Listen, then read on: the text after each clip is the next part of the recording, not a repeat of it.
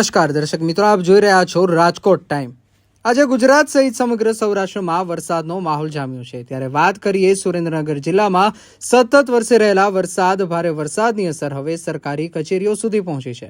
મોડી રાતથી વઢવાણ તાલુકામાં અંદાજે 6 ઇંચ વરસાદ નોંધાતા વઢવાણ પોલીસ સ્ટેશનમાં વરસાદી પાણી ઘૂસી ગયા છે।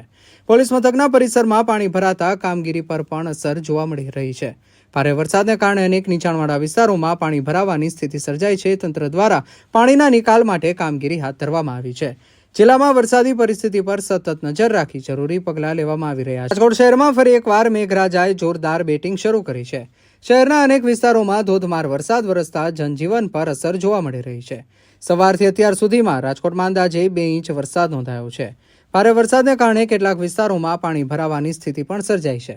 વરસાદને પગલે વાહન ચાલકોને અવરજવરમાં મુશ્કેલીનો સામનો કરવો પડી રહ્યો છે। હવામાન વિભાગની આગાહી વચ્ચે શહેરમાં વરસાદી માહોલ યથાવત રહ્યો છે। મોરબી શહેરમાં ભારે વરસાદ બાદ અનેક રહેણાંક વિસ્તારોમાં વરસાદી પાણી ભરાવાની સમસ્યા ફરી એકવાર સામે આવી છે। ત્યારે Shrimad Raj society, Rishabh society, Nilkanth society અને હાઉસિંગ બોર્ડ વિસ્તારમાં પાણી ભરાતા સ્થાનિક લોકોને ભારે હાલાકીનો સામનો કરવો પડી રહ્યો છે। સ્થાનિકોના જણાવ્યા મુજબ છેલ્લા 20 વર્ષથી વધુ સમયથી આ સમસ્યા યથાવત છે, છતાં કાયમી ઉકેલ આવ્યો નથી। વરસાદી પાણીના કુદરતી નિકાલના માર્ગો બંધ થતાં સ્થિતિ વધુ ગંભીર બની છે। અનેક વિસ્તારોમાં અવરજવર અને દૈનિક જીવન પર પણ પ્રભાવિત થયું છે। સ્થાનિકોએ તંત્ર સમક્ષ વરસાદી પાણીના નિકાલ માટે કાયમી ઉકેલ લાવવાની માંગ ઉઠાવી છે।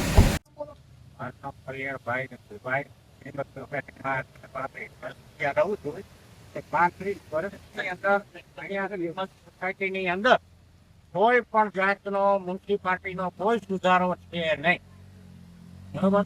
આટલું દર વર્ષે આટલું આટલું વધારે પણ પાણી હોય છે। હજી તો 3 થી 4, 5 ઇંચ વરસાદ આવ્યો તો આવી પરિસ્થિતિ સર્જાય છે। કદાચ 7-8 ઇંચ વરસાદ આવે તો આ નાની પબ્લિકને પાછળ નાના પબ્લિક વાળા આ તે ઘણી સોસાયટીઓ આવે છે, એની અંદર તો આપણી પણ વધારે તકલીફ વાળું પાણી છે। એનો કોઈ જાતનો નિકાલ ક્યાંય છે નહીં, અને દરેક પાછલી સોસાયટીનો નિકાલ આ જગ્યાએ છે અને હાઉસિંગ બોર્ડમાં છે। આ જે હાઉસિંગ બોર્ડની પરિસ્થિતિ તમે જુઓ તો તમને ત્યાં ખબર પડે કે પબ્લિકની કેવી પરિસ્થિતિ છે। શું નામ તમારું? મારું નામ તમારું નામ?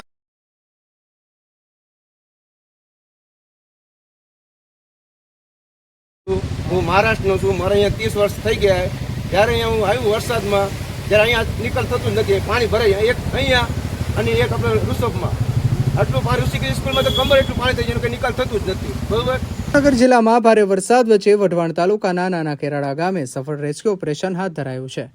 ગામની સીમ વિસ્તારમાં ખેતરમાં ફસાયેલા 3 લોકોને સુરક્ષિત રીતે બહાર કાઢવામાં આવ્યા છે। રેસ્ક્યુ કરાયેલા લોકોમાં 2 ખેત મજૂરો અને 1 વર્ષના બાળકનો સમાવેશ થાય છે। ઘટનાની જાણ થતાં વઢવાણ પોલીસ પ્રાંત અધિકારી અને મહાનગરપાલિકાની ફાયર ટીમ તાત્કાલિક સ્થળે પહોંચી હતી। ભારે જહેમત બાદ રેસ્ક્યુ ટીમે 3 લોકોને સલામત સ્થળે ખસેડ્યા હતા।